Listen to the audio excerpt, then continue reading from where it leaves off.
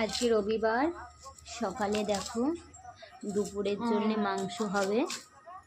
আর ওইদিকে আর একজন দেখো শুয়ে কি করছে, আর একজন এদিকে বই পড়ছে, পড়াতে আসবে একটু পর।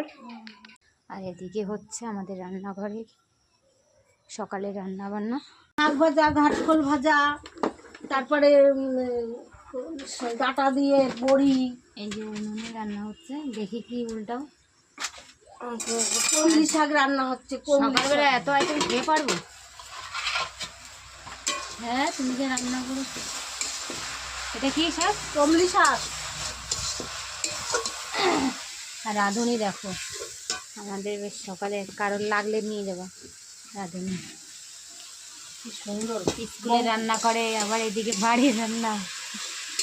বৌমাদের বেঁধে খাওয়াচ্ছি। একদিন খাওয়াই বছরে, আর তাই দেখাতে আসলাম। একদিন বেঁধে খাওয়াই না, তাই নয় তো কি? তো কালকে তো কোন মাছ রান্ধে খাওয়াইছো সকালবেলা? সকালে দেখো আজকে কত ভাগে রান্না। এদিকে উস্তে আলু দিয়ে উচ্ছে আলু, আর এদিকে ডাটা দিয়ে চচ্চড়ি, ডালের বড়ি।